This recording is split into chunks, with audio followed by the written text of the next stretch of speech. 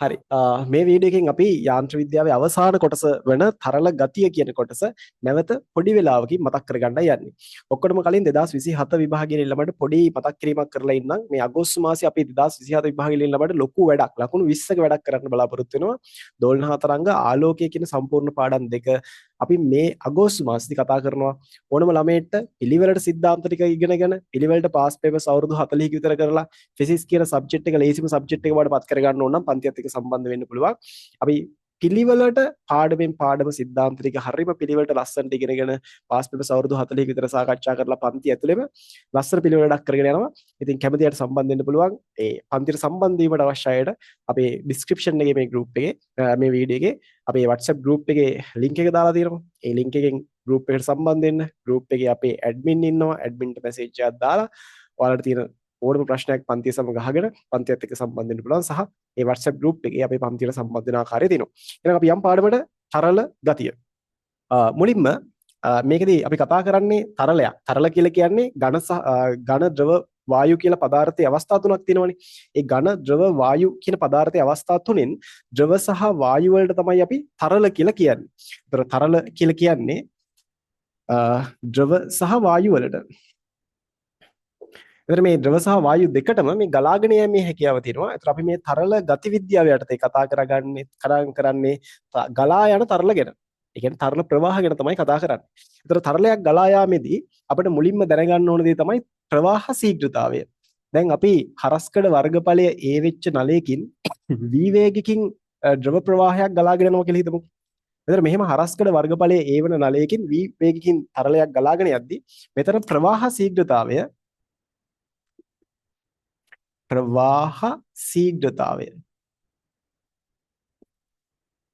අපි AV කියලා ගන්නවා. AV හරස්කඩ වර්ගඵලයේ වාරයක් වේගයට සමාන වෙනවා. මේ ප්‍රවාහ ශීඝ්‍රතාවය කියලා කියන්නේ තප්පරයකදී ගලාගෙන යන පරිමාව. එතන මෙන්න මේ නලයේ කිසියම් හරස්කඩක් කරහා තප්පරයකදී ගලාගෙන යන පරිමාව සමාන වෙනවා හරස්කඩ වර්ගඵලයේ වාරයක් මේ තරලයේ වේගයට. එතන මේක අපිට ලියන්න පුළුවන් ඒකක විදිහට තප්පරයට ගලන පරිමාවනේ. ඒ නිසා අපිට ලියන්න පුළුවන් තප්පරයට ඝන මීටර කියලා. තප්පරයට ඝන මීටර තප්පරයකදී ගලා යන පරිමාව සමාන වෙනවා AV ට. හැබැයි මෙතන පොඩ්ඩක් මේක මතක තියාගන්න ඕනේ. මේක හරියන්නේ මේ නලය පිරෙන්නම ද්‍රවය ගලාගෙන යද්දි. ඔයා හිතන්නකෝ මේ නලයෙන් භාගයයි දැන් ද්‍රවය පිරিলা තියෙන්නේ කියලා. එතකොට මේ ද්‍රවයේ හරස්කඩ වර්ගඵලය තමයි ඒ විදිහට ගන්නෙ. එතකොට මේ නලයෙන් භාගයක් නම් ද්‍රවය පිරিলা තියෙන්නේ. එතකොට මෙතන හරස්කඩ වර්ගඵලයේ විදිහට ගන්න ඕනේ A බෙදීම 2. පැහැදිලිද? එතකොට මේ AV v කියලා ගන්නේ තරලයේ වේගය, a කියලා ගන්නේ තරලයේ හරස්කඩ වර්ගඵලය. හරිද? ඒක තරලයේ සම්පූර්ණ මේ නලයේ පිරিলা නම් එතකොට නලයේ වර්ගඵලයම නලයේ අභ්‍යන්තර වර්ගඵලයම මෙතන වර්ගඵල විදිහට ගන්න පුළුවන්. හැබැයි නලයෙන් භාගයක් විතර නම් පිරিলা තියෙන. ඒතර a බෙදීම 2 තමයි දාගන්න ඕනේ. හරි. ඒ වගේම තමයි තරලයක් ගලාගෙන යද්දී ඒකට අදාළ ප්‍රධාන නියම දෙකක් ගැන අපි තරල ගති විද්‍යාවේදී කතා කරනවා. පළවෙනි එකට අපි කියනවා අඛණ්ඩතාවයේ සමීකරණය කියලා. සමීකරණ දෙකක් කතා කරනවා. අඛණ්ඩතාවයේ සමීකරණය සහ බර්නෝලි සමීකරණය.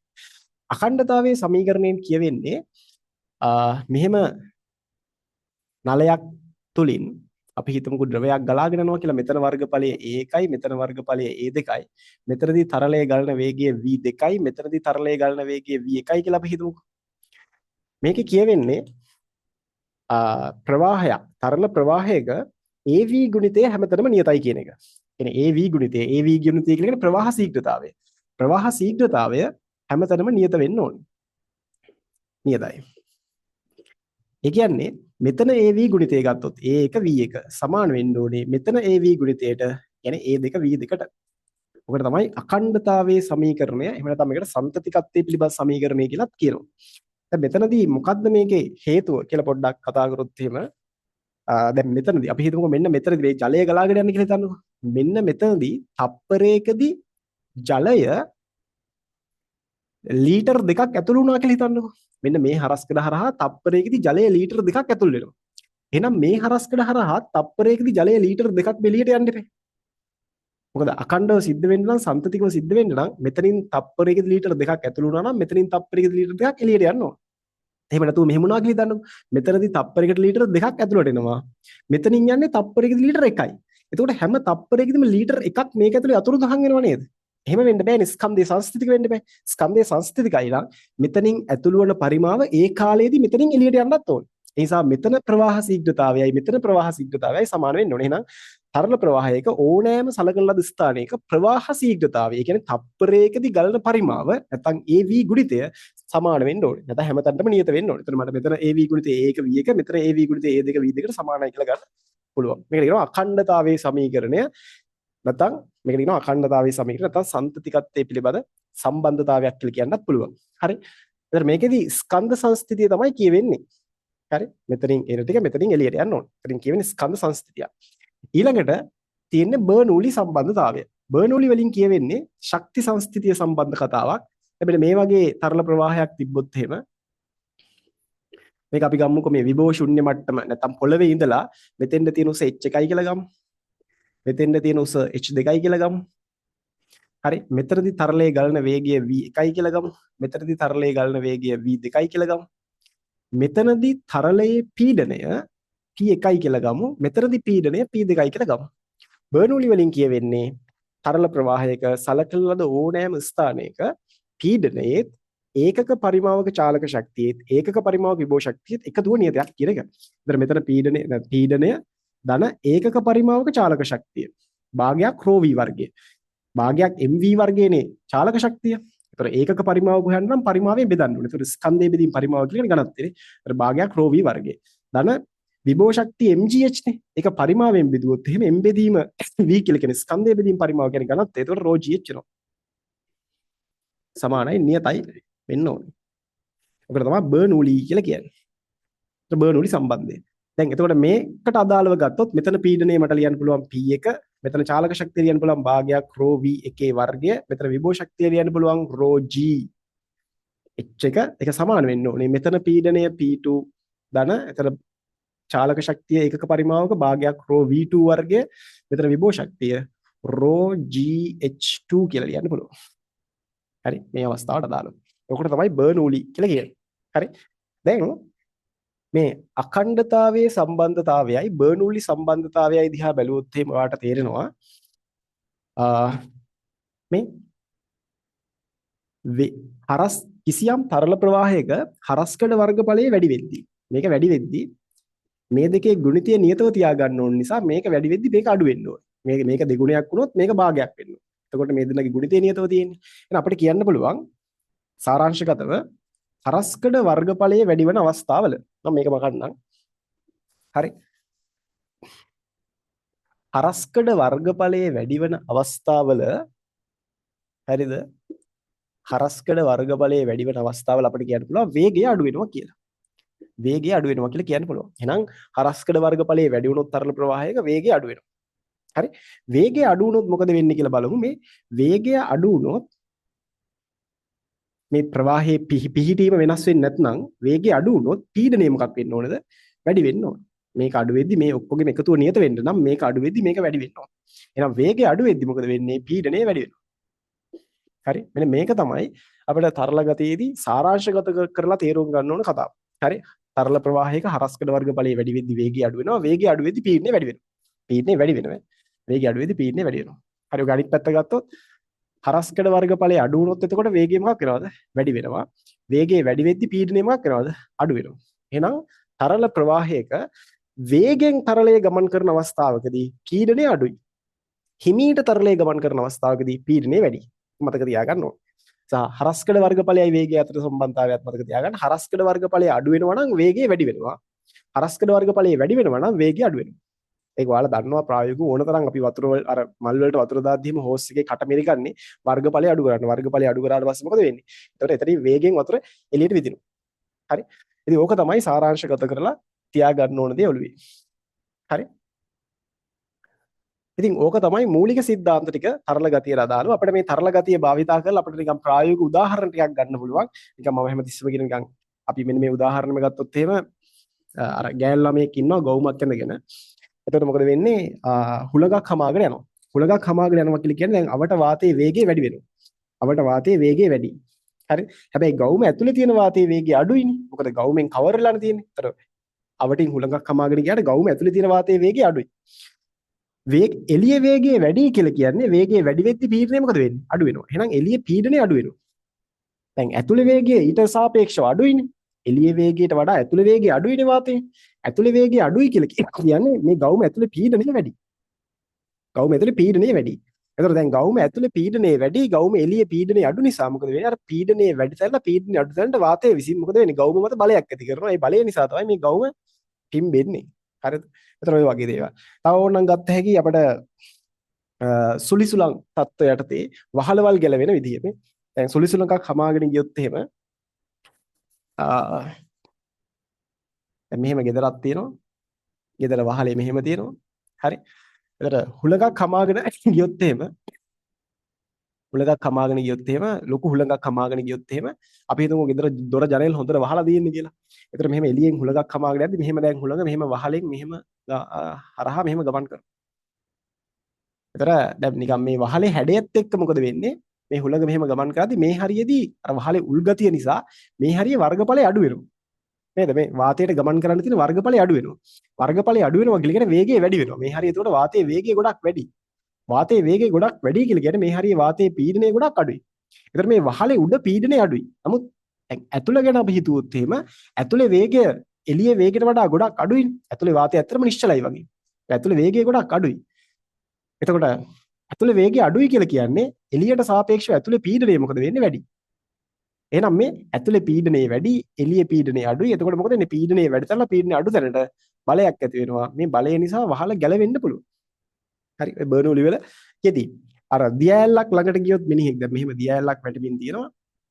දියඇල්ලක් ළඟ මෙහෙම මිනිහෙක් ඉන්නවා. එතකොට දැන් මේ මිනිහා මෙහෙම ඉද්දි දියඇල්ල ළඟ දියඇල්ලත් එක්ක අවට වාතයේ පහළට ගමන් කරන වේගය. දියඇල්ලේ වතුර වල වැදිලා ඒ දියඇල්ල අවට වාතයේ පහළට වේගෙන් ගමන් කරනවා. එතකොට මේ මිනිහට ඉස්සරහා තියෙන වාතයේ වේගය වැඩි. වේගය වැඩි කියලා කියන්නේ පීඩනය අඩුයි. නමුත් මිනිහට මේ පැත්තේ තියෙන වාතයේ වේගය ඊට සාපේක්ෂව අඩුයි. මේ පැත්තේ තියෙන වාතයේ වේගය ඊට සාපේක්ෂව අඩුයි කියලා කියන්නේ මේ මිනිහට මේ පැත්තේ තියෙන වාතයේ පීඩනය මේට සාපේක්ෂව වැඩි. එහෙනම් බලන්න මේ මිනිහගේ මේ පැත්තේ පීඩනය දියඇල්ල පැත්තේ පීඩනය අඩුයි, දියඇල්ලට පිටිපස්සේ පීඩනය වැඩි. ඒතර මෙහි පීඩනය අඩුයි, මෙහි පීඩනය වැඩි කියලා කියන්නේ පීඩනය වැඩි තරලා පීඩනය අඩු තරලා මේ මිනිහම ඉස්සරහට බලයක් ඇති. ඒ බලය නිසා මේ මිනිහා දියඇල්ල පැත්තට තල්ලු වෙන්න පුළුවන්. ඕක තමයි දියඇල්ල වලින් බිලි ගන්නවා කියලා කියන්නේ. එතකොට තව අපි ගත්තොත් එහෙම විසිරි පොම්පයක ක්‍රියාකාරීත්වය නැත්නම් අර ජල විදින තියෙන ජල විදින එක ක්‍රියාකාරීත්වය. දැන් ජල විදිනයක් ගත්තොත් එහෙම මෙන්න මෙහෙම ඔහොමනේ තියෙන ජල විදින. මෙහෙම තියෙනවා ඒ බෝතලේ මෙහෙම වතුර දාලා තියෙනවා. වතුර හරි මොනවා හරි කෘමිනාශක හරි මෙහෙම දාලා තියෙනවා. හරි ඔහොමනේ වෙන්නේ. ඒතර මේකෙදි වෙන්නේ මේ වගේ වැඩක්. මේකෙදි වෙන්නේ අපි මෙතනින් වේගෙන් වාත ධාරාවක් යවනවා මේක හරහා. වේගෙන් වාත ධාරාවක් යනවා. එහෙම නැත්නම් අපි මෙතන කට තියලා පිමිනවා කියලා හිතන්නකො. පිම්බත් හරි මෙතන හරි. අපි මෙතනින් වේගෙන් වාත ධාරාවක් යවද්දි මේක ඇතුලේ මෙන්න මේක ඇතුලේ වේගය වැඩි වෙද්දි වාතයේ වේගය වැඩි වෙද්දි. ඒතර මේක ඇතුලේ පීඩනය මොකක් වෙනවද?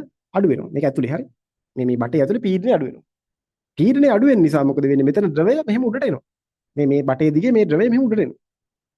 උඩට ඇවිල්ලා මේ ද්‍රවය අර වාතයත් එක්ක මිශ්‍ර වෙලා මෙතනින් මෙහෙම එළියට යනවා. ඔකයි වෙන්නේ. හරි. අපි බටයකින් බීම බොඩ්ඩිත් කරන්නේ කට තියලා පීඩනය අඩු කරන එකනේ කරන්නේ. පීඩනය අඩු කරාම තමයි බීම බටේ දිගේ උඩට එන්නේ. ඉතින් ඒ වගේ මෙතනින් වාතයේ වේගයෙන් මෙහෙට යවද්දි මේ ඇතුලේ පීඩනය අඩු වෙනවා. පීඩනය අඩු වෙද්දි මේ ඇතුලේ තියෙන ද්‍රවය මොකද වෙන්නේ? මේක දිගේ මේ උඩට ඇවිල්ලා අර වාතයත් එක්ක මිශ්‍ර වෙලා එළියට යනවා. මොකද මේ දෙපැත්තේ තියෙන වායුගෝල පීඩනය දැන් මෙතන පීඩනය වායුගෝල පීඩනයට අඩු වෙනවා. ඒතර මේක උඩට එනවා. හරි. ඉතින් ඔය වගේ බර්නූලි වලින් විස්තර කරන්න පුළුවන් දේවල් ගොඩක් තියෙනවා. දැන් මට මෙන්න මේ වගේ ප්‍රශ්න විභාග වලින් අහලා තියෙනවා. ඔයාලට මතකද දැන් විභාග පේපර් එහෙම කරලා තියෙනවා ඔයාලා. මෙන්න මේ වගේ නලයක් තුලින් අපි ගමුකෝ ද්‍රවයක් මෙහෙම ගලාන යන අවස්ථාව. මේ නලයේ මෙහෙම ඉහළට පොඩි නල දෙකක් තියෙනවා. මෙන්න මේක තමයි නලය. හරි. එතකොට දැන් ද්‍රවයක් මෙහෙම ගලාගෙන යද්දි මේක තුලින් මෙහෙම ද්‍රවයක් ගලාගෙන යද්දි බලන්න මේ හරියේ වර්ගඵලය වැඩි. මේ හරියේ වර්ගඵලය අඩුයි.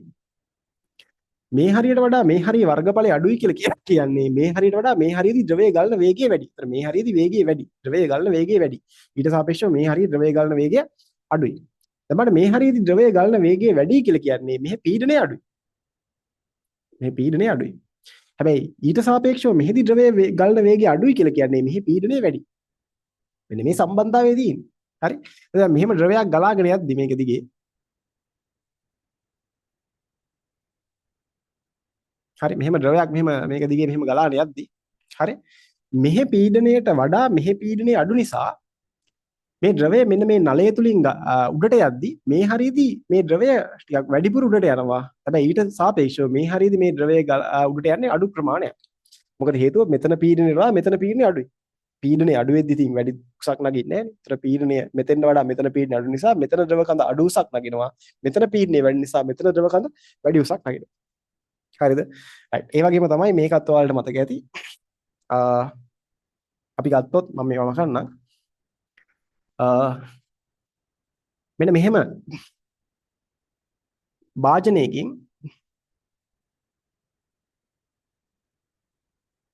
මෙහෙම ද්‍රවයක් පුරවලා තියෙනවා. මේ භාජනයේ මේ යට පතුලේ පොඩි සිදුරක් තියෙනවා. මේ භාජනයේ ද්‍රව මට්ටමේ උස h. ඒතර මෙතනින් ද්‍රවය මොකද වෙන්නේ? එළියට යනවා. ඒතර මෙතනින් ද්‍රවය එළියට යන වේගය v සඳහා අපිට ප්‍රකාශනයක් ගන්න කියලා කිව්වොත් එහෙම මම කරන්නේ මේක දැන් මට එකම ද්‍රව ප්‍රවාහයක් විදිහට සලකන්න පුළුවන්. මොකද දැන් මේ ද්‍රවය ටික මෙහෙම ගිහිල්ලා මෙතනින් යන එක නෙවෙයි. ඇත්තටම මට මෙහෙම කියන්න පුළුවන්. මෙන්න මේ ලොකු වර්ගඵලයක් සහිත නලයක් තුලින් ගලන ද්‍රවයක් චූටි වර්ගඵලයක් සහිත නලයක් තුලින් ගලන අවස්ථාවක් වගේ කියලා කියන්න පුළුවන්. මේ දැන් මේ ද්‍රවය මෙහෙම ගිහිල්ලා මෙතනින් ගලාගෙන යනවා. මේක එකම ද්‍රව ප්‍රවාහයක්. මට මේ ද්‍රව ප්‍රවාහයේ ලක්ෂ දෙකක් සලකලා බර්නූලි දාලා මෙතනින් ද්‍රවයේ එළියට යන වේගය හොයන්න පුළුවන්. මේ මම මෙතන ලක්ෂයක් ගන්නවා a කියලා.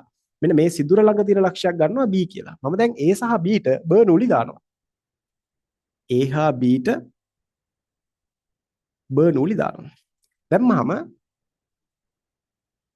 මෙතනදී ගණන් එන ආකාර දෙකක් තියෙනවා. එකක් තමයි අපිට කියන්න පුළුවන් මේ භාජනය ඉතා විශාලයි සහ සිදුර ඉතා කුඩයි කියලා. එහෙම කිව්වොත් අපිට මෙහෙම උපකල්පනයක් කරන්න පුළුවන්. ලොකු භාජනයක පතුලේ තියෙන චූටි සිදුරකින් වතුර එළියට යද්දී මේ ද්‍රව මට්ටම පහළට යන වේගය ඉතා කුඩයි නේද? මේ චූටි සිදුරකින් එළියට යනවා ලොකු භාජනයක්. ලොකු භාජනයක චූටි සිදුරක් තියෙනවා. ඒතර චූටි සිදුරකින් වතුර ලීක් වෙද්දී මේ ද්‍රව මට්ටම පහළට යන වේගය නොසලකා හරින්න පුළුවන්. ඒ නිසා මේ ද්‍රව මට්ටම මෙතනින් පහළට යන වේගය අපිට නොසලකා හරින්න පුළුවන් මේ වගේ අවස්ථාවක්. මේ ද්‍රව මට්ටම මේ ඒ ලක්ෂයේදී ද්‍රවයේ වේගය 0යි කියලා අපිට ගන්න පුළුවන්. 0යි නෙවෙයි යම් අගයක් තියෙනවා. හැබැයි ඒක හෙන පොඩි. නිසා නමුත් අපිට ඒක ආසන්න වශයෙන් 0යි කියලා ගන්න පුළුවන්. හරි. එහෙම අරගෙන ගාන හැදුවොත් එහෙනම් මම මෙතෙන්ඩයි බර්නූලි දාද්දි බර්නූලි කියලා කියන්නේ මෙතන පීඩනය දාන මෙතන ඒකක පරිමාවක චාලක ශක්තිය දාන මෙතන ඒකක පරිමාවක විභව ශක්තිය සමාන කරන්න පුළුවන්. මෙතන පීඩනය දාන මෙතන ඒකක පරිමාවක චාලක ශක්තිය දාන මෙතන ඒකක පරිමාවක විභව ශක්තිය. රයිට්. මෙතන පීඩනය ගත්තොත් මේ ඒ ලක්ෂයේ පීඩනය ගත්තොත් ඒ ලක්ෂය කියලා කියන්නේ වායුගෝලයට නිරාවරණය වෙච්ච ලක්ෂයක්. එහෙනම් ඒ ලක්ෂයේ පීඩනය වායුගෝල පීඩනය. අපි ෆයි කියලා ගමු. මෙතන ඒකක පරිමාවක විභව චාලක ශක්තිය ගත්තොත් මෙතනදී ද්‍රවය පහළට යන වේගය ඉතා කුඩා නිසා නොසලකා හරින්න පුළුවන්. ඒක නිසා මෙතන ඒකක පරිමාවක චාලක ශක්තිය 0යි කියලා ගන්න පුළුවන්. මෙතන ඒකක පරිමාවක විභව ශක්තිය ගත්තොත් ρgh ρg මෙන්න මේක විභව ශුන්‍ය මට්ටම කියලා ගත්තොත් h නේ ρgh සමානයි මෙතන පීඩනය. මෙතන පීඩනයක් දැන් මේක සිදුරක් නිසා සිදුරක් කියලා කියන්නේ වායුගෝලයට නිරාවරණය වෙච්ච ස්ථානයක් නේ. සිදුර නිසා මෙතන පීඩනයක් මට වායුගෝල පීඩනයම කියලා ගන්න පුළුවන්. හැබැයි මෙතන සිදුරක් නැත්නම් එතකොට මෙතන පීඩනයේ වායුගෝල පීඩනය තමයි HROG. නමුත් මෙතන සිදුරක් නේ මම මේ සිදුර තුල තියෙන ලක්ෂයක් නේ සලකන්නේ. ඒක නිසා මට මෙතන පීඩනය කෙලිම වායුගෝල පීඩනය කියලා ගන්න පුළුවන්. දන්න මෙතන ඒකක පරිමාවක චාලක ශක්තිය මට භාගයක් ρv වර්ගය කියලා ගන්න පුළුවන්. මෙතනින් වතුර එළියට යනවා. v වේගය. මෙතන ඒකක පරිමාවක විභව ශක්තිය මේක විභව ශුන්‍ය මට්ටම නිසා මට 0යි කියලා ගන්න පුළුවන්. දැන් මට මේ ෆයි කපලා දැම්මොත් ρgh සමානයි භාගයක් ρv වර්ගය වෙනවා. රෝට රෝ කපලා දැම්මොත් v සමානයි මූල 2යි gh වෙනවා. මූල 2යි gh වෙනවා. හරි ඔය විදිහට ගන්න පුළුවන්. ඉතින් ඔයතන මූල 2යි gh ආපු එක පොඩ්ඩක් මතක තියෙනවා සමහර ළමයිනේ මතක තියෙනක හොඳයි මතක තියාගන්න. ඉතින් මේ වගේ භාජනයක එච්චුසකට ද්‍රවයක් දාලා යටින් චූටි සිදුරක් තිබ්බොත් මේ සිදුරෙන් වතුර එළියට යන වේගය මූල 2යි gh වෙනවා. හරි. හැබැයි මේක මෙහෙම ගන්න පුළුවන් වෙන්නේ මේක ලොකු භාජනයක් වෙලා මේක චූටි සිදුරක් වුණොත් විතරයි.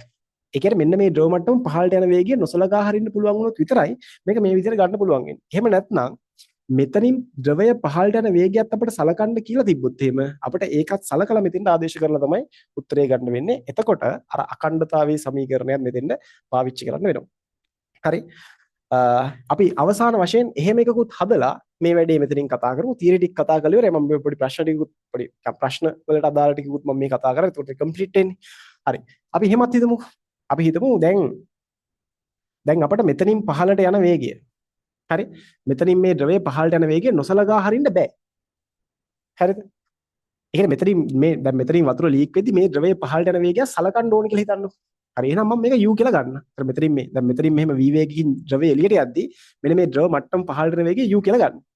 එහෙම සලකලා a සහ b ලක්ෂ්‍ය වලට බර්නූලි දැම්මොත් a හා b ට බර්නූලි දැම්මොත් a හා b ට බර්නූලි දැම්මොත් මට ගන්න පුළුවන් a ලක්ෂයේ පීඩනය වායුගෝල පීඩනය ධන a ලක්ෂයේ ඒකක පරිමාවක චාලක ශක්තිය භාගයක් ρ u වර්ගය ධන a ලක්ෂයේ විභව ශක්තිය ρ gh සමාන වෙන්න ඕනේ b ලක්ෂයේ පීඩනයත් වායුගෝල පීඩනයයි මයි b ලක්ෂයේදී ජලයේ චාලක ශක්තිය භාගයක් ρ v වර්ගය ධන විභව ශක්තිය බිඳුවයි. හරිද?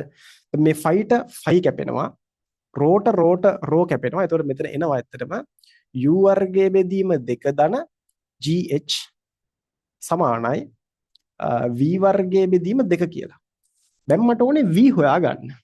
v නේ හොයන්න ඕනේ. මෙතනින් වතුර එළියට යන වේගනේ හොයන්න ඕනේ. හැබැයි මට මේ ප්‍රකාශනයේ දන්නේ නැති එකක් තියෙනවා u. u සඳහා ප්‍රකාශනයක් ගත්තා නම් නැත්තම් u හොයාගත්තා නම් අපිට v හොයන්න පුළුවන්. ඒ u හොයන්න අපිට මෙහෙම වැඩක් කරන්න පුළුවන්. කොහොමද වැඩක් කරන්න පුළුවන්? මම හිතන්නම් මෙන්න මෙතන හරස්කඩ වර්ගඵලය මේ භාජනයේ හරස්කඩ වර්ගඵලය කැපිටල් A කියලා හිතන්න. මේ සිදුරේ හරස්කඩ වර්ගඵලය සිම්පල් A කියලා හිතන්න. නලයේ හරස්කඩ වර්ගඵලය කැපිටල් A කියලා හිතන්නම්.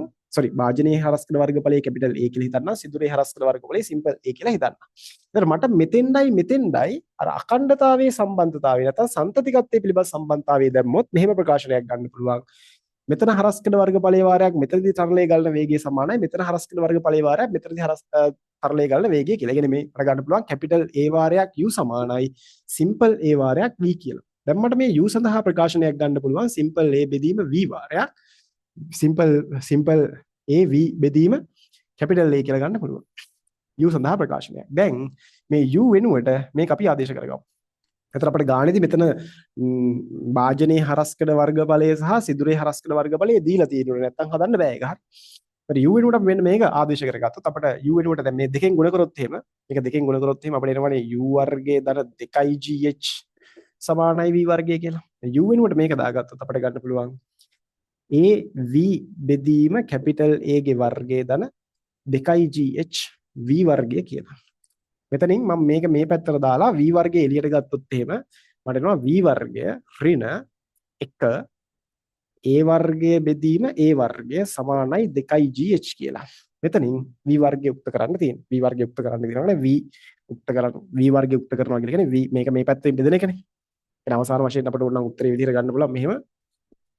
v වර්ගය සමාන වෙනවා 2gh බෙදීම 1 ඍණ a වර්ගය බෙදීම a වර්ගය. එතන v සමාන වෙනවා මෙන්න මේකේ සම්පූර්ණ වර්ගමූලයට. ඉතින් මේක පාස් පේපර්ස් ප්‍රශ්නක අහපු එකක් අපි පන්තියේ හදපු එකක්. හරි. ඔය තමයි තරල ගතිය. සම්පූර්ණ පාඩම නැවත මතක් කර ගැනීම. අපි මේ ඔක්කොම ටික පිළිවෙලට කතා කරලා පාස් පේපර්ස් ටිකත් සම්පූර්ණ වගේ තරල ගතියලා දාලා වුණා 1980 ඉඳලා මේ වෙනකන් ආපු පාස් පේපර්ස් ටිකත් ඔක්කොම හදලා තියෙන්නේ. නැවත මතක් කර ගැනීමක් කරන්නයි මේ වීඩියෝ එක කරේ. අපි ආයෙත් මේ වගේම පොඩි වීඩියෝ එකකින් තවත් පාඩමක් මතක් කරගෙන හම්බෙමු.